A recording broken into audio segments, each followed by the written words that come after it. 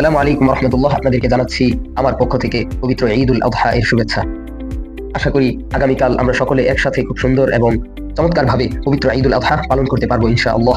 এতে করে আমাদের মুসলিম উম্মাহের ঐক্য এবং আমাদের একজন অপরজনের প্রতি যে একটা ভালোবাসা, এটা অবশ্যই প্রকাশ পাবে এবং আল্লাহ পাকের প্রতি একটা ভালোবাসা, আল্লাহ পাকের প্রতি ভয়, ভক্তি এবং শ্রদ্ধা, ভালোবাসা এবং আল্লাহর পথে যে আল্লাহর রাহে যে আমরা একটা কুরবানি করছি, সেটা ইনশাআল্লাহ আগামীকালকে প্রত্যেকের কুরবানির মাধ্যমে এটা প্রকাশ পাবে। তবে আমাদের নিয়তটা খালেস হতে হবে। আমরা যদি মানুষকে দেখানোর জন্য বা লোক দেখানোর জন্য কুরবানি দেই, তাহলে তো অবশ্যই সেটা আল্লাহর কাছে কবুল হবে না।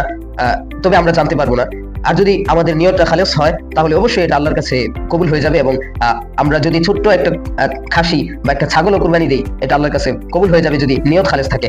আর যদি বিশাল বড় একটা আমি গরু কুরবানি দিলাম আর আমার নিয়তটা খালেস হলো না, তাহলে কিন্তু এটা আল্লাহ পাকের কাছে এটা কোনো ভ্যালু নাই। সো আমাদের নিয়ত খালেস করতে হবে এবং আমরা আগামীকাল প্রত্যেকেই একে অপরের প্রতি ভালোবাসা বিতরণ করব।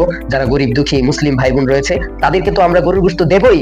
আর যারা এখানে দর্শক, যারা ধর্ম নিরপেক্ষতা নিয়ে লাফালাফি করে, আজকে তাদেরকে নিয়ে একটা কথা বলতেই হয়, না বললেই নয়, বাট এই যে বাহুল্য, তাদেরকে বলতেই হবে। যারা ধর্ম নিরপেক্ষতাবাদ নিয়ে কথা বলেন, তাদের সবাইকে বলবো যে আপনারা তো আসবেনই, আপনারা তো আগামীকালকে আমাদের সাথে গরু জবাই করবেনই।